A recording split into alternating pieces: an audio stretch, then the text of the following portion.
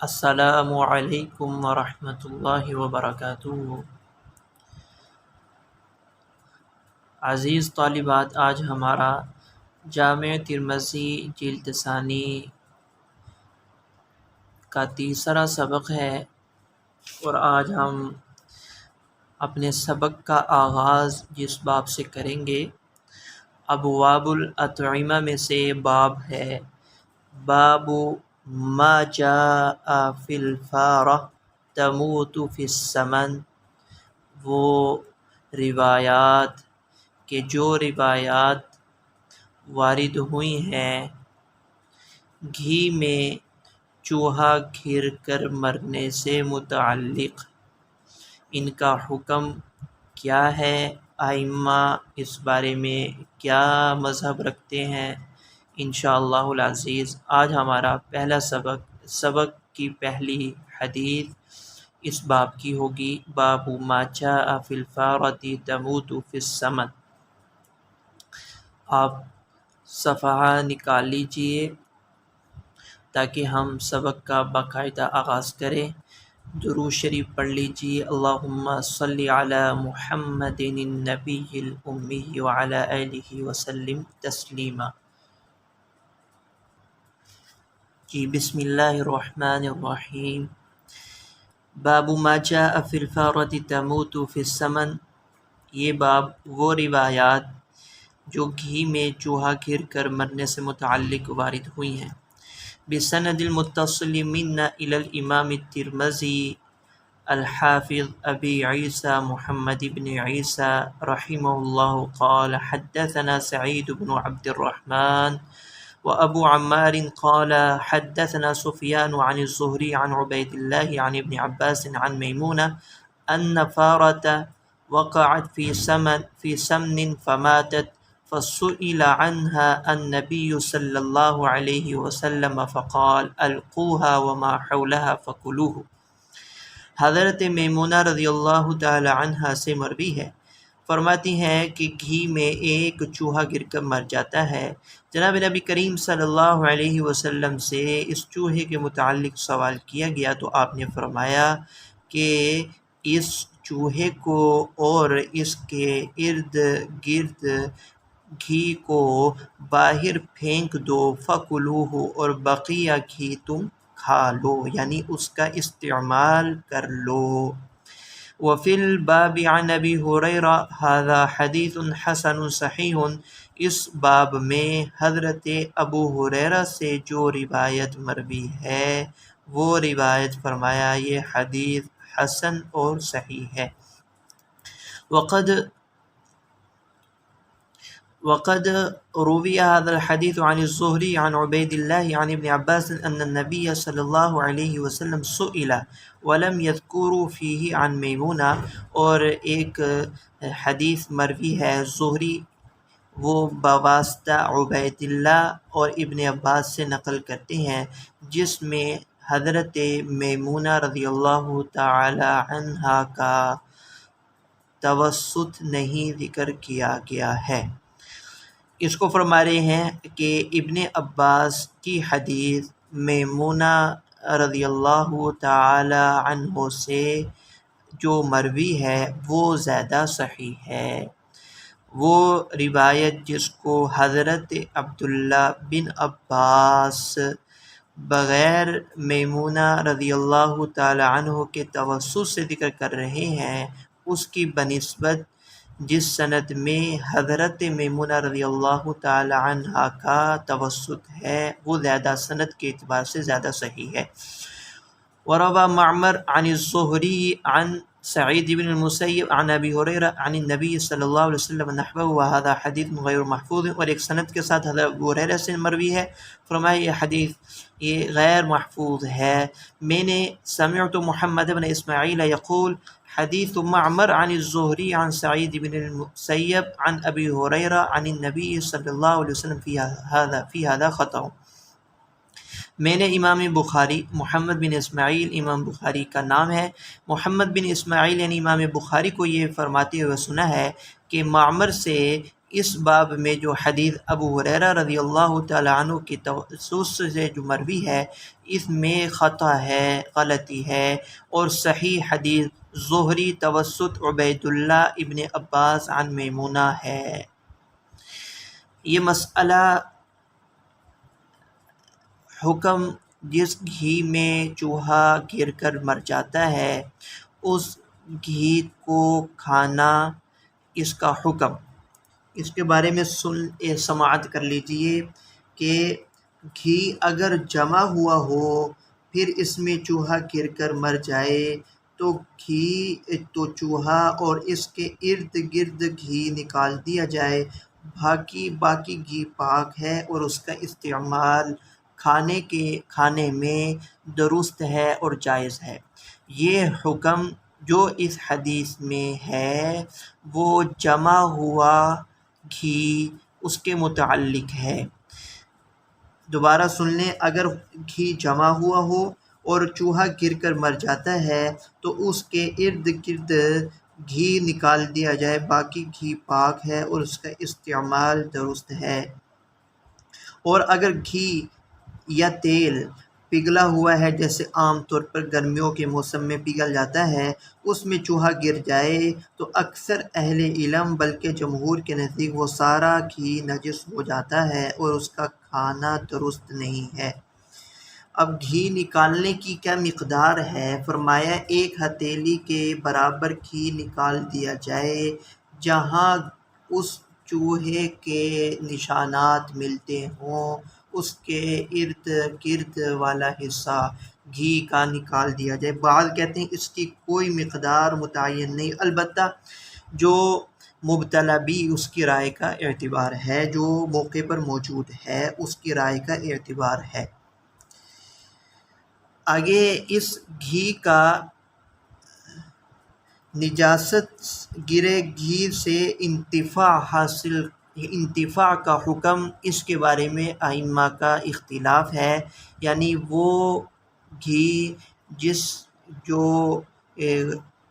چوہے کے گرنے کی وجہ سے آپ نکال دیتے ہیں برتن سے، وہ گھی قابل انتفاع ہے، یعنی اس میں ائمہ کا اختلاف ہے۔ بقیہ گھی تو پاک ہے اور قابل انتفاع ہے، اس میں کسی کا اختلاف نہیں ہے، کھا بھی سکتے ہیں اور اس کو صابن کا استعمال کرنا، جسم پر لگانا اور گھی کا تیل کا استعمال جائز ہے۔ البتہ وہ گھی جو چوہے کے گرنے کی وجہ سے ہم برتن سے نکال پھینکتے ہیں وہ انتفاع کے قابل ہے، یعنی ائمہ کا اس میں اختلاف ہے۔ امام شافعی اور امام مالک کا مذہب یہ ہے کہ اس گھی سے صابن وغیرہ کسی چیز کے استعمال میں لے آنا کھانے کے علاوہ وہ جائز ہے، البتہ اس کو بیچنا جائز نہیں۔ ان کی دلیل ان اللہ تعالی اذا حرم اکل شیء حرم ثمنہ کہ روایت ہے کہ اللہ تعالیٰ جس چیز کا کھانا حرام کیا اس کی قیمت بھی لینا حرام قرار دیا، تو اس لیے چونکہ وہ گھی وہ کھانے کی قابل نہیں تو اس کو فروخت نہیں کیا جا سکتا۔ ہاں البتہ صابن وغیرہ کے استعمال میں لایا جا سکتا ہے، صابن بنایا جا سکتا ہے۔ امام ابو حنیفہ کا مذہب یہ ہے کہ اس کو فروخت بھی کیا جا سکتا ہے اور اپنے استعمال میں کھانے کے علاوہ دیگر منافع میں اس کا استعمال درست ہے، منافع کے طور پر استعمال جائز ہے۔ امام احمد کے نزدیک اس گھی سے کسی قسم کا بھی فائدہ حاصل کرنا درست نہیں ہے۔ یہ ائمہ کا آپس کا اختلاف ہے، ہر ایک کے اپنے اپنے دلائل موجود ہیں۔ اگلا باب ما جاء فی النہی عن الاکل والشرب بالشمال، یہ باب وہ روایات جو وارد ہوئی ہیں بائیں ہاتھ سے کھانے پینے کی ممانعت کے بارے میں۔ وبه قال حدثنا اسحاق بن منصور قال حدثنا عبد الله بن نمير قال حدثنا عبيد الله بن عمر عن ابن شهاب عن ابي بكر بن عن ابی بکر بن عبید اللہ بن عبد اللہ بن عمر عن عبد اللہ بن عمر ان النبی صلی اللہ علیہ وسلم قال لا يأكل احدكم بشماله ولا يشرب بشماله فإن الشیطان یأکل بشماله ویشرب بشماله۔ حضرت عبداللہ بن عمر سے مروی ہے، فرمایا جناب نبی کریم صلی اللہ علیہ وسلم نے کہ کوئی تم میں سے بائیں ہاتھ سے کھانا نہ کھائے اور نہ بائیں ہاتھ سے پانی پیے، بے شک شیطان بائیں ہاتھ سے کھاتا پیتا ہے۔ وفی الباب عن جابر وعمر بن ابی سلمہ وسلمۃ بن الاکوع وانس بن مالک وحفص هذا حدیث حسن صحیح وهكذا روى مالك وابن عيينة عن الزهري عن ابی بکر بن عبید اللہ عن ابن عمر، اور یوں ہی مالک نے بھی، ابن عیینہ نے بھی ابن زہری سے ابو بکر کے توسط اور ابن عمر کے توسط سے یہ روایت نقل کی ہے۔ وروى معمر وعقیل عن الزہری عن سالم عن ابن عمر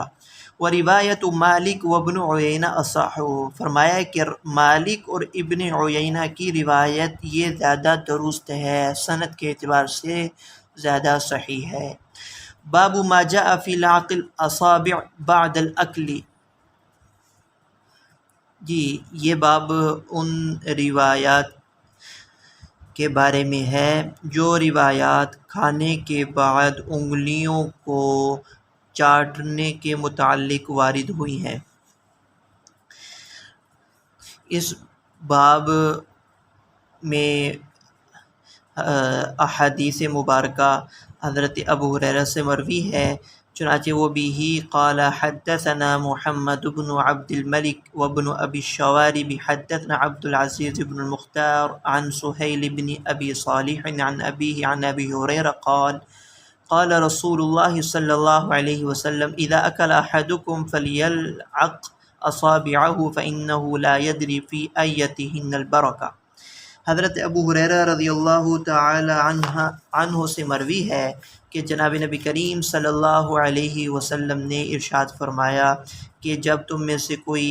کھانا کھائے تو چاہیے کہ وہ اپنی انگلیوں کو چاٹ لے، یعنی ان کو اچھی طرح صاف کر لے۔ فَإِنَّهُ لَا يَدْرِي فِي أَيَّتِهِنَّ الْبَرَكَةُ، اس لیے کہ وہ نہیں جانتا کہ کھانے کے کس حصے میں برکت ہے۔ وفی الباب عن جابر وکعب بن مالک وانس هذا حدیث حسن غریب لا نعرف الا من هذا الوجه من حدیث سہیل۔ اس باب میں آپ صلی اللہ علیہ وسلم نے یہ ارشاد فرمایا کہ کھانا اللہ تعالیٰ کی بہت بڑی نعمت ہے، اس کے ہر ایک لقمے کی قدر کرنی چاہیے، اور کھانے میں ایک کھانے کا لقمہ، کھانے کا ایک دانہ وہ اللہ تعالیٰ کی طرف سے نعمت ہے اور اس میں برکت موجود ہے۔ کھانے کے کسی خاص حصے میں بس اوقات وہ برکت ہوتی ہے،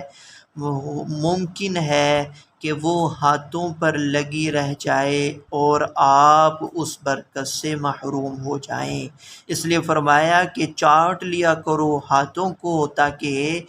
ہو سکتا ہو کہ کھانے کے اسی حصے میں برکت ہو۔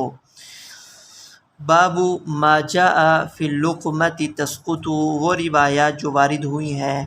گرتے ہوئے لقمے کے بارے میں۔ وبه قال حدثنا قتيبة قال حدثنا ابن لهيعة عن ابي الزبير عن جابر ان النبي صلى الله عليه وسلم قال اذا اكل احدكم طعاما فسقطت لقمته فليمت ما رابه منها ثم ليطعمها ولا يدعها للشيطان۔ حضرت جابر سے مروی ہے، آپ صلی اللہ علیہ وسلم نے فرمایا کہ جب تم میں سے کوئی کھانا کھاوے فسقطت لقمته، اور اس کا لقمہ وہ گر جائے تو چاہیے کہ وہ اس چیز کو دور کر دے، ہٹا دے جو اس کو تردد میں ڈالے۔ مطلب یہ ہے اگر کھانے کا کوئی لقمہ گر کر دسترخوان پر گر جائے تو اگر مٹی یا کوئی ایسی چیز بظاہر جو نظر آئے اور صاف ہو سکتی ہو اس کو صاف کر لیا جائے، فلیومی تو وہ اس کو صاف کر دے، دور کر دے، ما رابہ منہا جو اس کو تردد و شک میں ڈالے، ثم لیطعمھا پھر وہ اس لقمے کو کھا لے اور اس کو شیطان کے لیے نہ چھوڑے۔ وفی الباب عن انس وبه قال حدثنا الحسن بن علي الخلال قال حدثنا عفان بن مسلم قال حدثنا حماد بن سلمة قال حدثنا ثابت عن انس ان النبي صلى الله عليه وسلم كان اذا اكل طعاما لعق اصابعه الثلاث۔ حضرت انس سے مروی ہے کہ آپ صلی اللہ علیہ وسلم جب کھانا نوش فرماتے تھے تو آپ اپنی تینوں انگلیوں کو چاٹ لیا کرتے تھے۔ تین انگلیاں، ایک انگوٹھے کی انگلی ہے، ایک شہادت کی انگلی اور ایک درمیانی انگلی ہے، ان تینوں انگلیوں کو آپ صلی اللہ علیہ وسلم کھانے کے بعد چاٹ لیا کرتے تھے۔ کھانے میں ان تینوں انگلیوں کا استعمال فرمانا یہ سنت ہے۔ وقال اور یہ فرمایا اذا وقعت لقمۃ احدکم فلیمت عنها الاذى ولیأکلها ولا یدعها للشیطان، کہ جب تم میں سے کسی ایک کا لقمہ وہ گر جائے تو چاہیے کہ وہ گندگی کو دور کرے اور اس لقمے کو کھائے اور اس کو شیطان کے لیے نہ چھوڑے۔ وَأَمَرَنَا أَن نَسْلُتَ الصَّحْفَ اور آپ صلی اللہ علیہ وسلم نے ہمیں حکم دیا کہ ہم پیالے کو اچھی طرح صاف کر لیا کریں۔ وقال اور آپ نے فرمایا إِنَّكُمْ لَا تَدْرُونَ فِي أَيِّ طَعَامِكُمُ الْبَرَكَةُ تم کو معلوم نہیں کھانے کے کس حصے میں برکت ہے۔ هذا حدیث حسن صحیح۔ وبه قال حدثنا نصر بن علي الجهضمي قال حدثنا المعل بن راشد أبو اليماني قال حدثتني جدتي أم عاصم وكانت أم ولد لسنان بن سلمة قالت دخل علينا نبيشة الخير ونحن نأكل في قصعة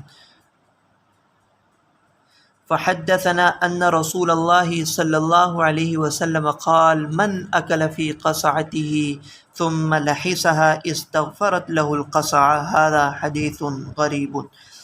حضرت ام عاصم یہ حدیث بیان کرتی ہے کہ سنان بن سلمہ کی ام ولد وہ ایک دفعہ انہوں نے بیان کیا کہ ہمارے سامنے نبیشۃ الخیر ایک دن وہ ہمارے سامنے حاضر ہوا۔ وَنَحْنُ نَأْكُلُ فِي قَصْعَةٍ جب کہ ہم اپنے برتن میں کھانا کھا رہے تھے، اس نے ہم کو ایک حدیث بیان کی۔ جناب نبی کریم صلی اللہ علیہ وسلم کا فرمان ہے کہ جو شخص اپنے جس پیالے میں جو کھانا کھائے ثم لحسها پھر اس پیالے کو چاٹ لے، صاف کر لے، استغفرت له القصعة وہ برتن اس کے لیے بخشش کی دعا کرتا ہے۔ یہ بخشش کرنا اس کا کئی مطالب ہو سکتے ہیں کہ پیالے کا برتن کا صاف کرنا تواضع اور عاجزی کی علامت ہے اور تواضع بخشش کا سبب بن جاتا ہے۔ تواضع بخشش کا سبب بن جاتا ہے، اس لیے فرمایا کہ یہ پیالہ، یہ برتن اس کے لیے بخشش کا سبب بن جاتا ہے۔ هذا حدیث غریب اس حدیث کے اندر کھانے کے ایک ادب کا ذکر کیا کہ کھانے کے برتن کو اچھی طرح صاف کر لینا چاہیے، اس لیے کہ نہیں معلوم کہ کھانے کے کس حصے اور کس لقمے اور کس دانے میں برکت چھپی ہوئی ہو، تو اس لیے گرتے ہوئے لقمے کو بھی اٹھا کر صاف کر کھا لینا چاہیے اگر وہ لقمہ اگر دسترخوان پر گرتا ہے اور کراہت نہیں ہو، یعنی اس میں کوئی گندگی ایسی نہ لگی ہو جس کو صاف کرنا ناممکن ہو، تو اس کو صاف کر کے استعمال کھا لینا چاہیے۔ ہاں اگر وہ دسترخوان سے ہٹ کر زمین پر گر جاتا ہے تو پھر اس کا استعمال نہ کرنے میں کوئی حرج نہیں ہے۔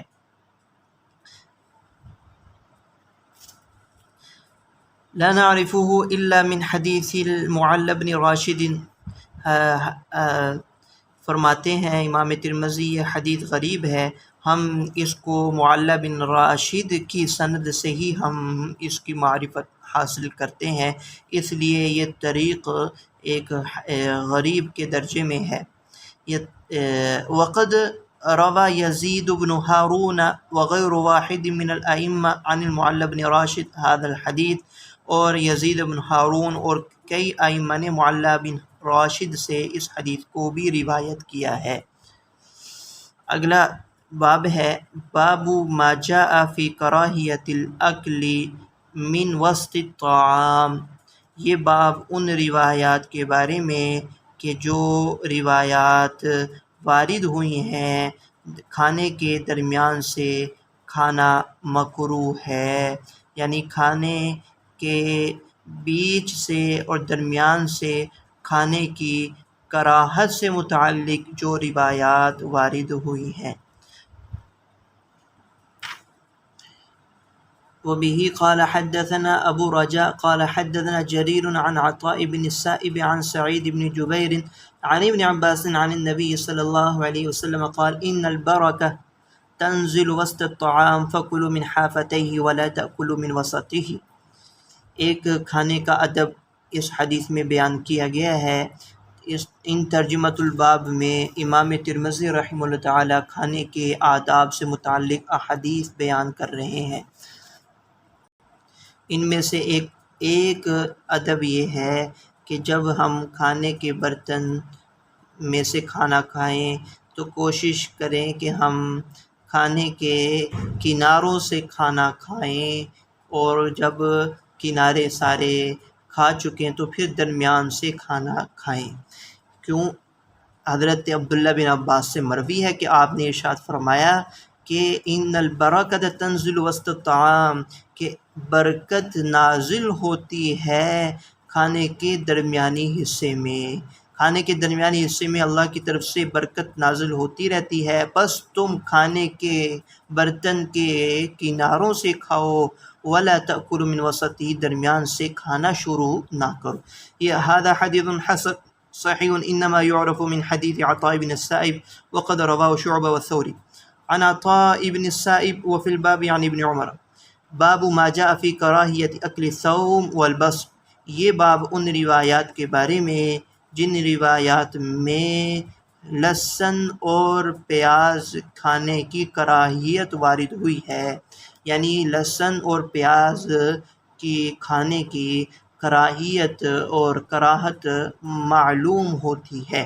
وبه قال حدثنا اسحاق بن منصور قال حدثنا يحيى بن سعيد القطان عن ابن جريج قال حدثنا عطاء عن جابر قال قال رسول الله صلى الله عليه وسلم من أكل من هذه قال أول مرة الثوم ثم قال الثوم والبصل والكراث فلا يقربن في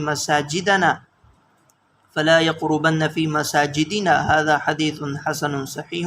وفي الباب عن عمر وأبي أيوب وأبي هريرة وأبي سعيد وجابر بن سمرة وقرة وابن عمر۔ فرمایا حضرت جابر رضی اللہ تعالی عنہ نے کہ آپ صلی اللہ علیہ وسلم فرمایا کہ جو کھاتا ہے، جو کھائے اس میں سے، فرمایا کہ ایک مرتبہ آپ نے صرف لہسن کا ذکر کیا اور پھر ایک مرتبہ آپ نے لہسن اور پیاز دونوں کا ذکر کیا، والکراث گندنا، ان تینوں کا ذکر فرمایا، اور پھر فرمایا کہ جو اس لہسن پیاز کو کھا لے فلا یقربن فی مساجدنا، تو وہ ہماری مسجدوں کے قریب نہ آئے۔ تو اس حدیث سے صراحتاً معلوم ہو جاتا ہے کہ مطلقاً پیاز اور لہسن کھانے کی ممانعت نہیں ہے، بلکہ ان کو کھا کر مسجد آنا اس کی ممانعت ہے، چونکہ یہ کچا کھا لیا جاوے تو منہ سے بدبو آتی ہے، تو بدبو دار ہو کر مسجد آنا یہ فرشتوں کے ماحول کو نقصان پہنچانا ہے، جس سے فرشتوں کو اذیت ہوتی ہے۔ اس لیے آپ صلی اللہ علیہ وسلم نے کچا پیاز اور لہسن کھا کر مسجد آنے سے منع فرمائے۔ اگلے ترجمۃ الباب کے تحت جو احادیث آئیں گی اس میں معلوم ہو جائے گا کہ جو کراہت ہے اور جو ممانعت ہے وہ کچے پیاز اور کچے لہسن سے متعلق ہے۔ ہاں پکا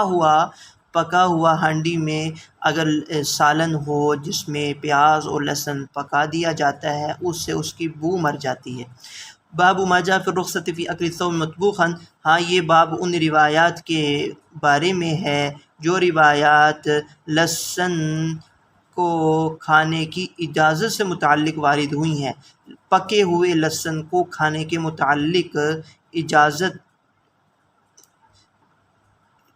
اجازت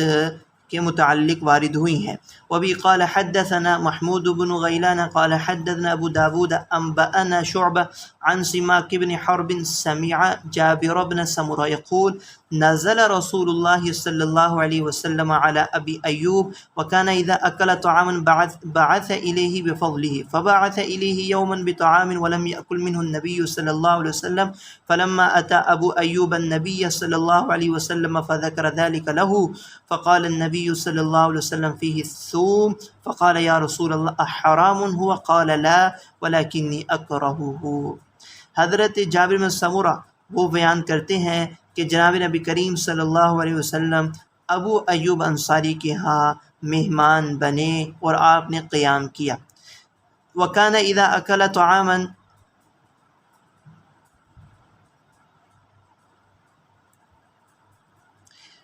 حضرت ابو ایوب انصاری رضی اللہ تعالیٰ عنہ اذا اکل طعاما بعث الیہ بفضلہ،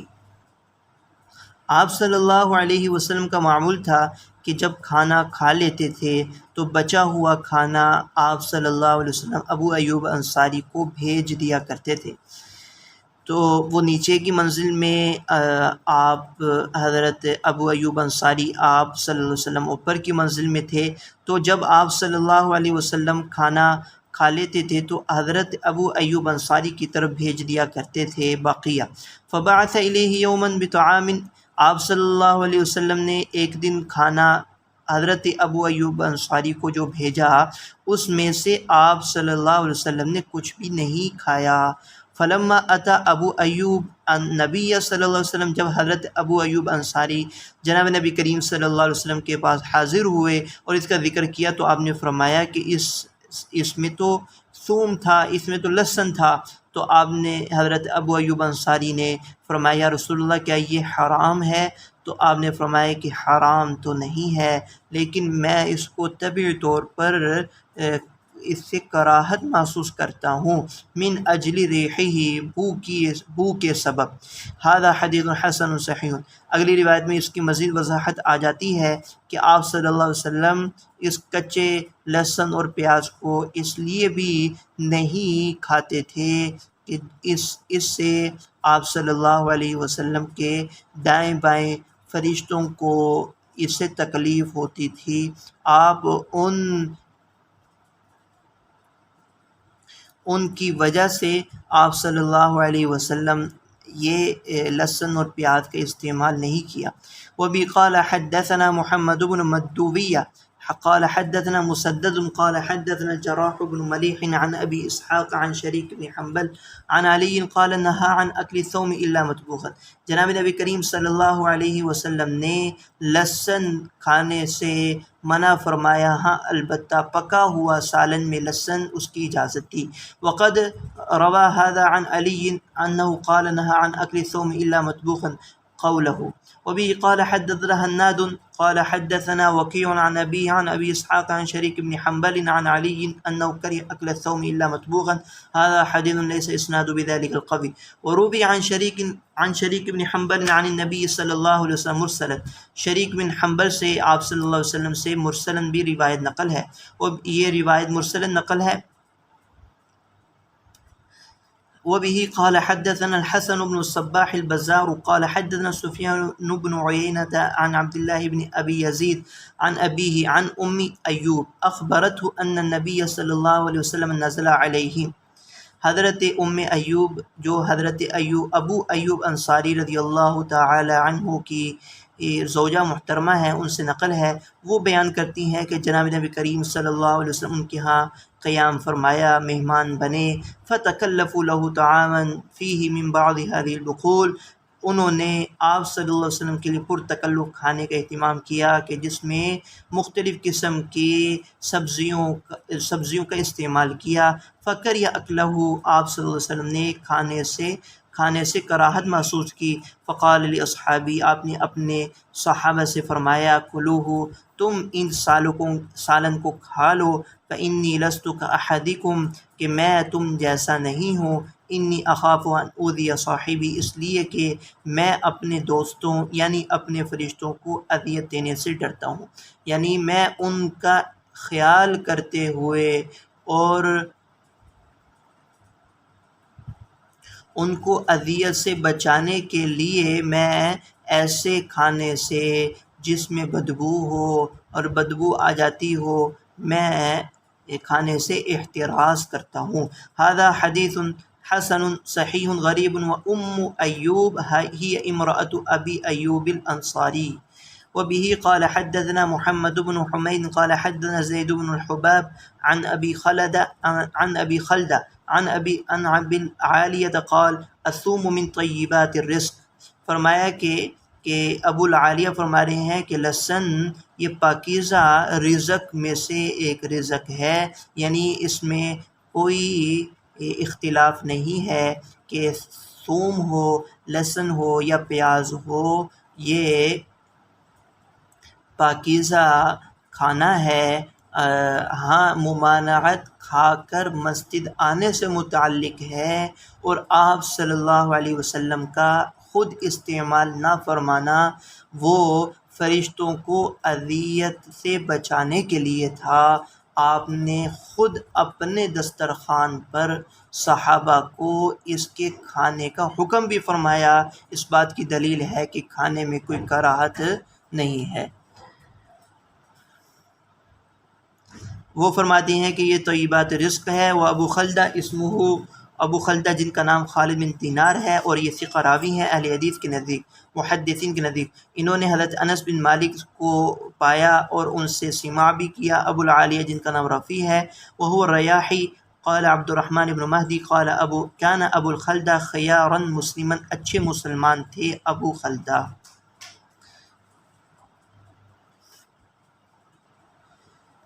جی، یہاں تک ہم آج کا سبق ختم کرتے ہیں۔ آج کے سبق میں ہم نے باب ما جاء فی الفارہ تموت فی السمن، ایک باب ما جاء فی النہی عن الاکل والشرب بالشمال، دوسرا باب ما جاء فی لاق الاصابع بعد الاکل، تیسرا باب ما جاء فی اللقبہ، چوتھا باب ما جاء فی کراہیت الاکل من وسط الطعام، یہ پانچواں باب، اور باب ما جاء فی کراہیت اکل الثوم والبصل، چھٹا اور ساتواں باب ما جاء فی الرخصۃ فی اکل الثوم مطبوخا۔ 7 ابواب پڑھے ہیں جن میں اکثر باب کھانے کے آداب سے متعلق تھے، جن میں ہم نے احادیث مبارکہ کو ترجمے کے ساتھ اور تشریح کے ساتھ پڑھا۔ آپ اس سبق کو سماعت بھی فرما لیں اور اس کا آپس میں تکرار بھی کریں، انشاءاللہ العزیز۔ امید ہے آپ کو یہ سبق سمجھ میں آ چکا ہوگا۔ اللہ رب العزت سے دعا ہے اللہ رب العزت احادیث مبارکہ کو پڑھنے سمجھنے کی توفیق عطا فرمائیں۔ وآخر دعوانا ان الحمد للہ رب العالمین۔ السلام علیکم ورحمۃ اللہ وبرکاتہ۔